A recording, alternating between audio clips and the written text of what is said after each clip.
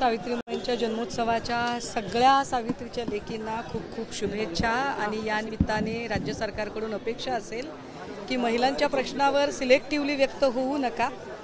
महिलांच्यासाठी काम करणाऱ्या संस्था, संघटना आणि संविधानिक पदांवरच्या सगळ्या व्यक्तींना आमचं अपील असेल की फक्त सेलिब्रिटी आणि वलयांकित व्यक्तित्वासाठीच लक्ष देऊ नका, तर खऱ्या पीडित आणि ज्या खऱ्याच सफळ आणि शोषित महिला आहेत त्यांच्या प्रश्नांकडे लक्ष देणं जास्त गरजेचं आहे, त्याकडे लक्ष दिलं जातं। सावित्रीबाईंच्या लेखींचा जेव्हा उल्लेख होतो तेव्हा दुसऱ्या बाजूला आपण जर पाहिलं तर राज्यात महिलांवरचे अत्याचार असतील, गुन्हेगारी असेल ती देखील वाढताना दिसते। नवीन वर्षात गृहमंत्री, मुख्यमंत्री या सगळ्या घटनांकडे एक सिरियस नजरेने बघतील अशी अपेक्षा आहे का? अपेक्षा आहे, परंतु ते बघतील का याच्याबद्दल शंका फार आहे। कारण कल्याणमध्ये 2 महिलांना ज्या पद्धतीने निर्गुण पद्धतीने दुष्कर्म करून त्यांची हत्या झाली, त्यावर व्यक्त न होणाऱ्या संविधानिक पदांवरच्या अनेक लोकांना अगदी एखाद्या सेलिब्रिटी आणि वलयांकित व्यक्तित्व सापडलं की त्यावर व्यक्त होण्यासाठी मात्र अक्षरशः असे काय म्हणता येईल त्याला लोंढे येतात, सगळे असे मायेचे फार कड येतात। आणि हा जो सिलेक्टिव्हनेस आहे हा निश्चितपणे त्रासदायक आहे। मराठी भाषेच्या अस्मितेचा प्रश्न आहे। काल मुंबईत एक जण मराठी बोलला म्हणूनच त्याला माफी मागायला लावल्याचा धक्कादायक प्रकार घडतोय। सातत्याने मुंबईतच हे घडणारे प्रकार सिरियसली घेतले जातील का? नाही, मराठी भाषेच्या अस्मितेचा प्रश्न नक्की आहे, परंतु मराठी भाषेच्या अस्मितेच्या संदर्भाने सन्माननीय राज ठाकरे साहेब काल परवा काहीतरी संपर्क कक्षाचं बोलत होते। मला असं वाटतं की बैल गेला आणि झोपा केला असं करण्याला काहीच अर्थ नाही आहे। आधी तुम्ही गुजराती आणि त्या सगळ्या लोकांचं समर्थन असणाऱ्यांना तुम्ही आधी निवडणुकीमध्ये समर्थन दिलं आणि आता मराठ्यांवर अन्याय होतोय, मराठी लोकांवर अन्याय होतोय, असा ऊर बडवण्यात काय अर्थ आहे? उद्धव ठाकरेंचे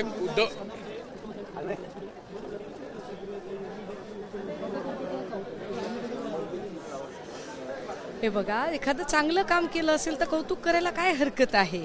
जेव्हा चांगलं काम, राजकारण म्हणजे प्रत्येक वेळेला अगदी हातात भाली तलवारीच घेऊन उभं राहिलं पाहिजे असं काही नाही।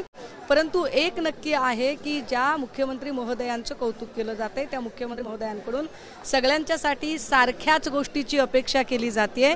मुख्यमंत्री महोदय जर म्हणत असतील की माझा कुणीतरी अर्धवट व्हिडिओ फिरवला म्हणून मी 5-6 लोकांवरती केस टाकणार आहे, तर त्याच मुख्यमंत्री महोदयांना हे कळलं पाहिजे की अत्यंत मोकाट आणि पिसाळल्यासारखे करणारे जे यूट्यूबर्स आहेत, ज्या यूट्यूबर्सनी जाणीवपूर्वक शिवसेना उद्धव बाळासाहेब ठाकरे पक्षाला बदनाम करण्याची सुपारीच घेतलेली आहे आणि जे फक्त आणि फक्त भाजपचा IT सेल म्हणून आणि बार्किंग ब्रिगेड म्हणून काम करतात, अशा यूट्यूबर्सवर देवेंद्र फडणवीस साहेब काय कारवाई करणार आहेत हे जर आम्हाला कळलं तर खऱ्या अर्थाने ते सकारात्मक काम करत आहेत असं आम्हाला वाटतं। तुमच्या पक्षातले 5 नगरसेवक भाजपच्या वाटेवर भाजपमध्येच गेले आहेत, काय असं त्यांच्यावर वेळ आली? 5 नाही महोदय, ते 3 नगरसेवक आहेत आणि त्यांची वाटेवर आहे असं कळल्यानंतर आज पक्षाकडून हकालपट्टी सुद्धा झालेली आहे। शेवटी असं आहे की पक्षामध्ये निधी देणं किंवा अनेक गोष्टी आहेत, जेव्हा आमच्या पक्षाचे नगरसेवक किंवा आमदार असतात त्यावेळेला सत्ताधाऱ्यांकडून त्यांना जाणीवपूर्वक निधी दिला जात नाही। अशा परिस्थितीत काम कसं करायचं? काही इतक्या संकट काळातही टिकणारे लोक असतात, काहींना हा संघर्षाचा काळ नको असतो, ते सत्तेची वाट चोखाळतात। मला वाटतं त्यांना आपण शुभेच्छा देऊन मोकळं करावं। वाल्मिक कराड अटके संदर्भातला प्रश्न आहे। अनेक ठिकाणी आता चर्चा होतात की वाल्मिक कराडला VIP ट्रीटमेंट मिळते, ज्या गाडीतनं आलेल्या होत्या ती पण कुणाच्या एखाद्या नेत्याच्या नावावर होते। पोलिसांच्या अकार्यक्षमतेवर सुद्धा प्रश्नचिन्ह निर्माण होते। आपण एक विचार केला पाहिजे की पंकजा मुंडे यांच्यावर जेव्हा चिक्कीचे आरोप झाले होते तेव्हा पंकजा मुंडेंचा राजीनामा मागण्यामध्ये धनंजय मुंडेंसकट सगळे लोक अग्रेसर होते। आत्ता मात्र ती परिस्थिती दिसत नाहीये। अगदी त्याच वेळेला संतोष देशमुख यांच्या मारेकऱ्यांना आणि मारेकऱ्याच्या मास्टर माइंडला जे वेगवेगळ्या प्रकारे प्रिव्हिलेज देण्याचा प्रयत्न होतोय, हे प्रिव्हिलेज बघता मला वाटतं बीड आणि समस्त मराठा समुदायामध्ये कमालीची अस्वस्थता आहे की जर अशा पद्धतीने चालू राहिलं तर संतोष देशमुखांच्या मारेकऱ्यांना कधीही शिक्षा होणार नाही आणि संतोष देशमुख आणि त्यांच्या पीडित कुटुंबियांना न्याय मिळणार नाही। तुम्ही मागणी करताय का धनंजय मुंडेंच्या राजीनाम्याची? नाही, मी धनंजय मुंडेंच्या राजीनाम्याची मागणी करत नाहीये। मला असं वाटतं की या सगळ्यांना फार राजकीय किनार आहे, पण एक नक्की आहे की धनंजय मुंडेंनी काहीही चुकीचं केलेलं नाही, कर नाही तर त्याला डर कसली?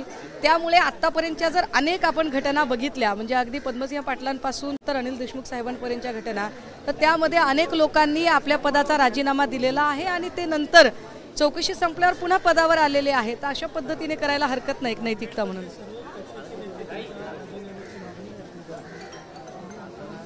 नाही, बीडमधले जे सगळेच पक्ष त्यांच्या राजीनाम्याची मागणी करतात, त्याच्यात अनेक जणांच्या मागणीला राजकीय किनार आहे हेही समजून घ्या. कारण अजूनही सुदर्शन घुलेवर कुणी बोलत नाहीये. अजूनही जे फरार आरोपी आहेत त्या फरार आरोपींच्या अटकेच्या संदर्भाने निश्चित अशी कार्यवाही होत नाहीये. सभागृहाच्या पटलावर माननीय मुख्यमंत्री महोदयांनी या सगळ्या आरोपींना आम्ही मकोका लावू असं म्हटलं होतं, परंतु मकोकाची फाईल ही जिल्हा प्रशासनाकडून मूव्ह करायला हवी असते. मात्र अजूनही स्थानिक पोलीस प्रशासनाने ती फाईल मूव्ह केल्याची माहिती पुढे आलेली नाही. याचा अर्थ त्यांना मकोका लागेल की नाही, आणि जर तो लागणार नसेल तर बीडमधली दहशत कशी संपेल, आणि ती दहशत संपणार नसेल तर लोक बोलतील कसं, हा एक प्रश्न आहे. तुम्ही काही आरोप केले कुणाच्या? वाल्मिक कराडांचे काही महिलांच्या नावावर? नाही, मी आरोप वगैरे कुणावरही केलेले नाहीत. मला फक्त एक साधा प्रश्न मला असा पडत आहे की अचानक या लोकांकडे येते कशी काय संपत्ती, त्याचे स्रोत काय असतात ते तपासले गेले पाहिजेत ना. एरवी विरोधकांच्याकडे तुमचा एवढा बारीक चष्मा असतो, एवढी म्हणजे संजय राऊत साहेबांच्या मुलीच्या लग्नामध्ये अगदी मेहंदीवाला कोण होता, कापड शिवणारा टेलर कोण होता, गजरे देणारा फुलवाला कोण होता, इतक्यापर्यंत जर तुम्ही चौकशा केल्या असतील तर एखाद्या व्यक्तीकडे 30-30, 40-40 कोटीची प्रॉपर्टी अचानक येते कशी, याची सुद्धा चौकशी झाली पाहिजे ना. न्याय सगळ्यांना सारखा असला पाहिजे. तो त्या संदर्भाने आम्ही स्पष्टपणे मागणी करतोय. आरोपाचं काय त्याच्यात? काही एक आरोप होतो, तो एक अफवा आहे की संजय राऊत यांना काही मारहाण झाली, काय हा सगळा नेमका प्रकार? नाही, म्हणूनच मी म्हटलं की एकीकडे देवेंद्र फडणवीस साहेब असं म्हणतात की त्यांची ही इनिंग सकारात्मक इनिंग असणार आहे, आणि सकारात्मक इनिंग म्हणून देवेंद्र फडणवीस साहेब कुठल्याही अफवांना थारा देणार नाहीत.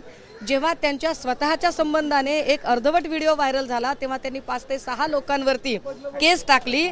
मात्र प्रसाद काथेसारख्या बदमाश लोकांकडून किंवा पिसाटलेल्या आणि मोकाट युट्यूबर्सकडून जर चुकीची माहिती पसरवली जात असेल आणि जाणीवपूर्वक जर त्यांना बदनाम केलं जात असेल तर अशा बदनाम करणाऱ्या युट्यूबर्सवर देवेंद्र फडणवीस साहेब आपण काय कारवाई करणार आहात, की आपला न्याय हा सत्ताधाऱ्यांसाठी वेगळा आणि विरोधकांसाठी वेगळा, हे तरी आम्हाला एकदा कळू देत. आम्हाला कळलं पाहिजे की तुमची नेमकी भूमिका न्यायाची काय आहे ती. काही लाडक्या बहिणींची मतं घेतली, निवडून आले, सत्तेत आले, आणि आता फिल्टर लावला जातो. नाही, याच्यावर लाडक्या बहिणींना आम्ही आधी जीव तोडून सांगत होतो, तेव्हा लाडक्या बहिणींना ते ऐकायचं नव्हतं कदाचित. परंतु आता लाडक्या बहिणी काय स्टँड घेतात, आणि घेतला तरी काय उपयोगाचा, कारण पुन्हा 4.5 वर्ष त्यांना स्क्रुटनी लावली जाईल. शेवटच्या 3-4 महिन्यात पुन्हा अजून त्यांना बहकवण्याचे अजून नवे मार्ग शोधले जातील. त्यामुळे आत्ता म्हणजे लढाई के दिन खाडे करून आत्ता बोलण्यात काहीच अर्थ नाही ना. ठीक आहे.